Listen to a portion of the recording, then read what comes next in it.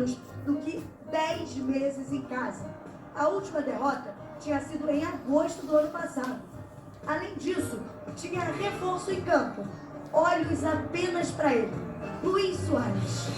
Só que já no aquecimento, deu para perceber que o uruguaio não estava 100%, ainda sentindo o joelho direito. Mesmo assim, ele foi para o jogo. E mesmo com dor, deu trabalho para o líder e dono da melhor defesa do Brasileirão até aqui. Pra fora! Perde uma grande chance Luis Soares. Ele não acredita. Soares também viu de pertinho o Reinaldo, por pouco, não marcar um golaço na arena. Que drible sensacional, Reinaldo ficou cara a cara, bateu pro gol! Mas o Botafogo não é líder à toa, né?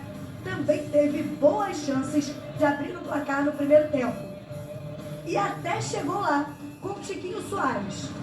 Mas o VAR pegou o impedimento do Vitor Cuesta, que tocou pro Chiquinho, e o gol foi anulado. Impedimento.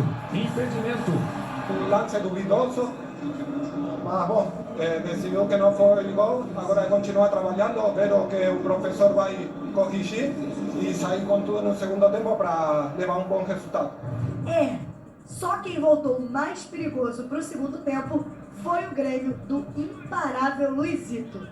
Com 4 minutos, ele deixou o João Pedro na cara do gol, mas o Lucas Perry tirou e no rebote a trave salvou o Botafogo. Quase gol de Luis Soares! Que jogadaça! Não só de sorte viveu o Lucas Perry. O momento do goleiro do Botafogo é fantástico. E na arena, ele teve mais uma noite de herói. Ótimas defesas do goleiro do Botafogo. Luis Soares, Perry, Reinaldo, Perry. A segunda, então, foi uma defesaça. Soares também lançou essa bola para o Bitelo, que foi puxado por Marçal. O árbitro Flávio Rodrigues de Souza mandou o lance seguir. E o VAR não sinalizou nada, para a indignação do Grêmio. Se puxar a camisa não é falta só fora da área? Dentro da área não é? A pergunta que fica é, por que o VAR não chamou? O árbitro não é obrigado a ver tudo no campo. Não é obrigado a ver tudo. Agora, por que não chamou? Deixa a decisão para o árbitro. Aí não dá, né? Quando parecia que o Grêmio ia largar na frente, o Botafogo deu o contragolpe. Segovia brigou pela bola, de Plácido levou para o fundo e cruzou na medida para o Eduardo.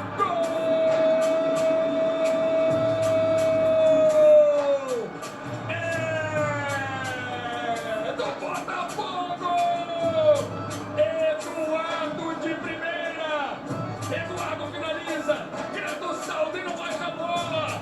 O líder faz o primeiro em Porto Alegre. O Grêmio sentiu e o Botafogo embalou de vez. Aos 42 minutos, Segovia lançou Marlon Freitas, que fez o quê? Diz aí, Luiz Carlos Júnior. Carlos Alberto bateu pro gol. Gol! Beleza de ultrapassagem, Marlon. E o passe faz e me abraça. Carlos Alberto pegando um grande no pontapé. É o segundo do Botafogo. Botafogo 2-0 no confronto direto na arena. Vamos seguir assim, jogo a jogo, pezinho no chão, com muita humildade e trabalhando muito. Pezinho no chão, mas já são 10 pontos de vantagem na liderança. Quem apaga o fogo? Os memes da torcida do Botafogo, dias como esse, são maravilhosos. Eu gosto muito das musiquinhas. Segovia vai driblar vocês todos. Caiu no tapetinho, já era, a música do Segovinha. E segue o vice-líder, porque o líder tá embalado. Precisa, para visualizar o líder na competição, você tem que emprestar um binóculo pro vice-líder. Vai ver lá, 10 pontos, você enxerga o fogão lá na liderança do Campeonato Brasileiro. Agora vamos começar com a polêmica? Gosto. Porque a gente já polemizou aqui, já falou de arbitragem. Vamos começar com a polêmica? Vamos fazer o seguinte, vamos trazer todas as informações que a gente tem sobre o lance. E aí vou ouvir. Começando com a imagem.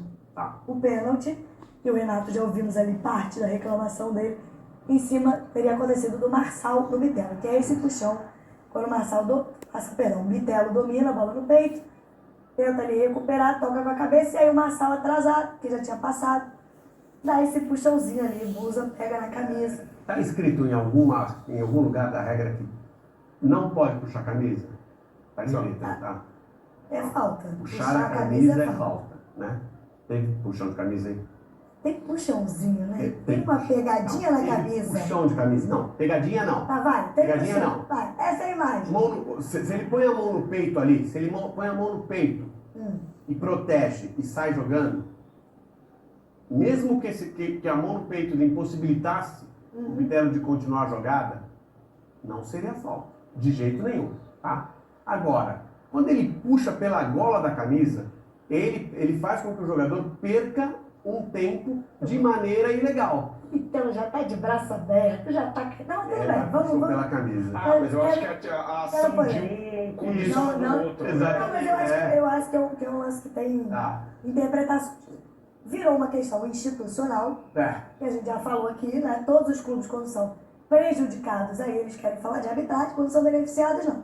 Aí o Grêmio foi lá nas suas redes sociais, que hoje são o canal oficial do clube, portanto, é institucional, foi lá no Twitter, e a gente tem a imagem aí do que escreveu o Grêmio na sua rede social. Aí não é o estagiário, não, hein? Aí é o clube.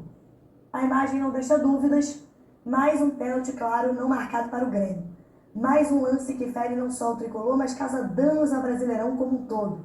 Perder faz parte do jogo, mas que seja sempre buscando um jogo justo e limpo, para se preservar não só as equipes em campo, mas principalmente o futebol. Correto, concordo, mas tem que ser assim para todo mundo. Ao sistema. Mas tem que ser quando é beneficiado também. Para me prejudicar. Vamos ouvir então a avaliação do especialista, porque ontem no Troca de Passes o PC de Oliveira comentou esse lance, analisou o lance envolvendo o Marçal e o Bitelo e revoltou aí o Grêmio. E o que precisa ser analisado para esse tipo de situação? É se essa ação do Marçal tem impacto ou não nessa disputa com o Bitelo. Nem todas as vezes que o jogador segura a camisa do adversário provoca impacto suficiente para a marcação do pênalti.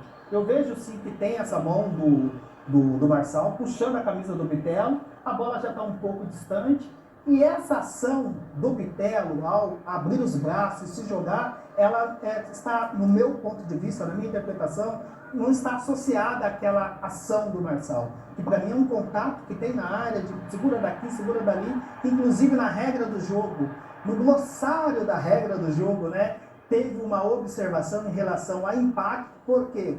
Porque todas as vezes que a gente vê o lance em câmera lenta e o VAR na cabine está analisando esse tipo de contato, justamente veio a instrução do impacto para que você não se impressione com essa mão, com essa camisa aqui levemente puxada. Para mim, tem o contato, tem a ação do Marçal, mas não é suficiente para essa queda do Bitelo. Para mim, não houve o pênalti.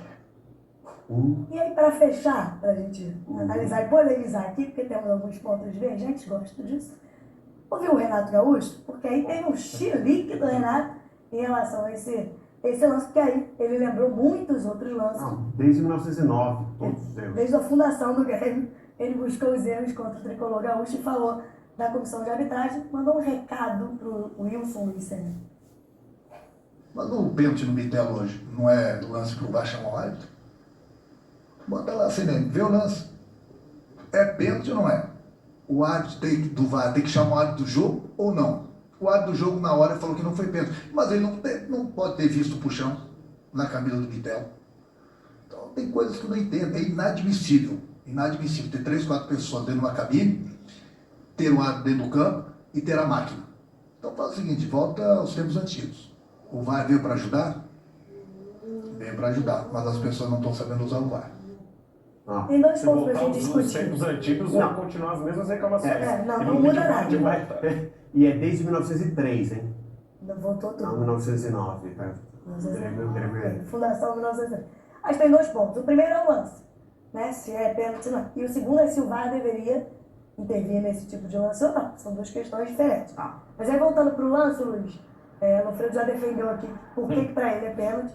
Vou só trazer um ponto. Eu acho que eu tenho duas interpretações. Camila, jornalista, pênalti. Porque tem uma mão na camisa, tem um puxãozinho, falta na área mesmo. Camila que gosta de assistir futebol, falar, gente, pênalti isso aí? Pô, brincadeira, tudo é pênalti. Penalidade máxima. Tem que ser máximo. Não tem impacto, o cara já tá caindo, entendeu? Tem uma interpretação. Mas eu acho que o Marçal foi juvenil. Não põe a mão no ombro do Camila dentro da Pode até área. pôr a mão, não pode puxar a Eu camisa. acho que esse puxão dele dá a interpretação do pênalti, mas quero te ouvir, Luiz. Eu acho que desde o momento em que o passe é feito e o Bitelo domina a bola no peito, o Marçal ele percebe que ele vai perder no primeiro passe e ele flerta com o perigo. Porque ele estica o braço, no primeiro momento em que ele estica o braço, ele já gera um impacto no Bitelo. O Bitelo percebe que com esse impacto ele não vai conseguir alcançar a bola e ele vai dobrando a perna. E aí quando ele dobra, o Marçal puxa.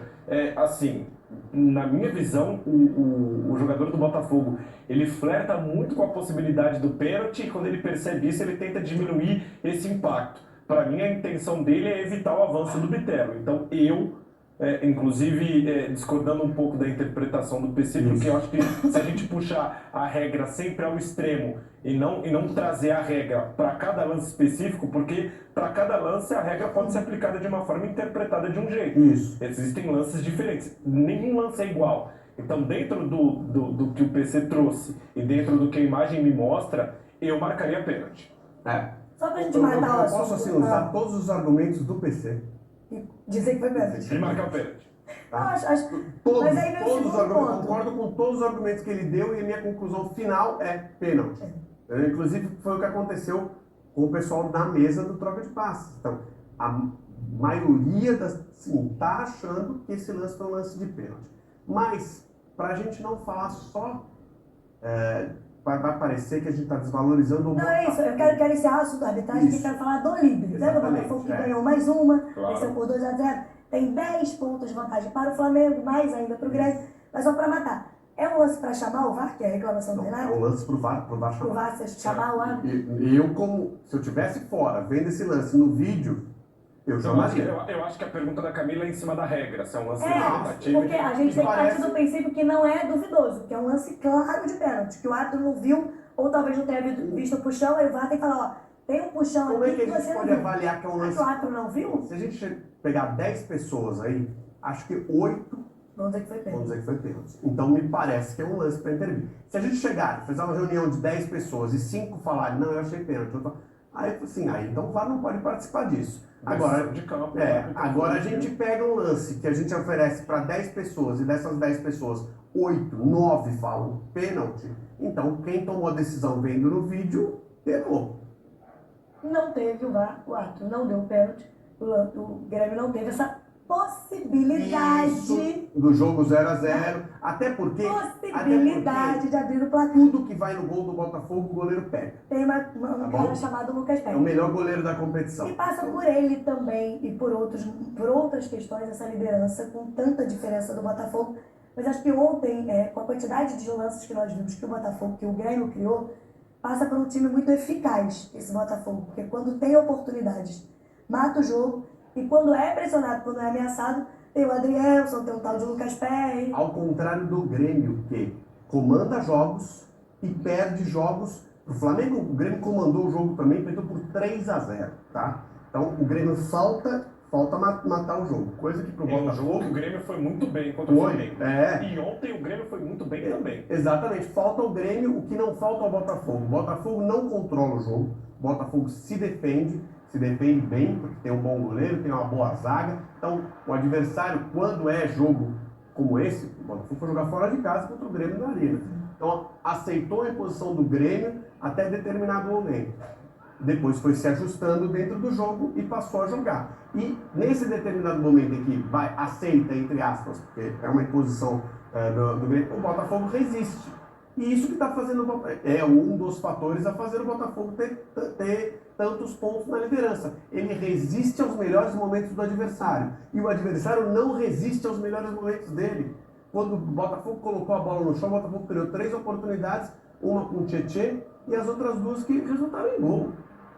Então, é um time muito eficiente, é um time resistente, é um time que tem todas as características de um time vencedor. E é um time que tem repertório e alternativa, né? Porque melhorou muito com a entrada do Segovinha e aquele corredor do lado direito no segundo tempo ajudou o Botafogo a vencer a partida. Os jogadores mudam de caráter, os substitutos mudam as características do Botafogo também. Então você tem jogador forte de correria, você tem jogador habilidoso, você tem jogador que cadencia, Sim, o elenco não é um elenco excepcional, se você pegar nome a nome, mas é um elenco bem formado dentro de qualidades dos atletas. Eu tenho jogador para todas as alternativas de jogo. E Lofredo, alguns jogadores vivendo o auge físico e o auge técnico. Eu estou falando do Eduardo, do Tiquinho Soares, e dos jogadores que, por mais que não estejam no auge técnico, usam do auge físico para tentar equilibrar essa situação. Nossa, esse seria um dos gols mais bonitos do campeonato, mas tinha o Lucas Perry. Eu estou falando do Marlon Freitas, que foi uma peça contratada no ano passado,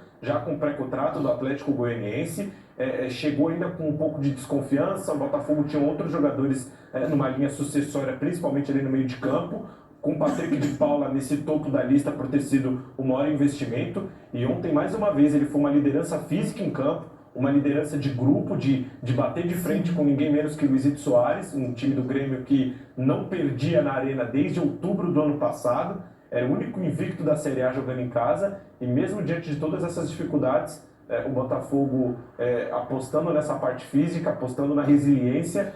E é um time, eu já falei isso aqui uma vez, mas eu acho que cada vez mais fica mais parecido.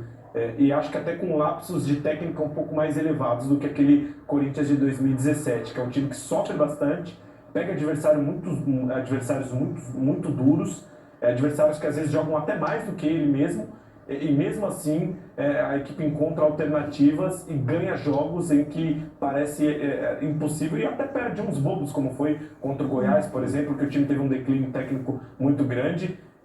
E teve um grande jogo contra o Grêmio, aquele Corinthians de 17, teve um grande jogo contra o Grêmio na 10ª rodada, sem algumas das principais peças, e venceu, e a partir dali iniciou a caminhada rumo ao título. Viu o técnico interino? Não, ainda tem mais isso. Perde o seu técnico. Sim. E o impacto é zero.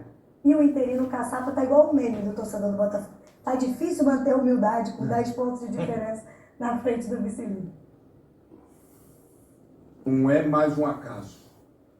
O acaso já ficou para trás. O Botafogo hoje mostra que pode ser campeão. E vai brigar. É outra história, até porque faltam muitos jogos ainda. O Botafogo está no caminho certo. Ainda faltam muitas rodadas. Mas ele está no caminho certo. Eu acho que se continuar dessa forma, o trabalho, o grupo, os jogadores se fecharem como eles estão fechados, junto com o staff todo, com a torcida, é lógico que temos que começar a pensar sim em título. A briga, nós vamos brigar lá em cima, isso é certo. Mas em título ainda é cedo para falar de ser campeão. Mas já está dando um cheirinho sim. Eu só não sei se o supersticioso torcedor... Mas o supersticioso torcedor do Botafogo, não sei se gostou dessa expressão. Mas assim, e o torcedor botafoguês é supersticioso. Que chega para assumir 10 pontos de diferença. Vamos lá. É só administrar. Vamos lá. Existem trabalhos duros e trabalhos duros, né? Parece fácil esse trabalho. Você chega para assumir, você só tem a perder. Se for campeão, confirmou o trabalho, beleza, vai ter a ganhar. Chega no Botafogo, veja só, chega no Botafogo com a obrigação de ser campeão.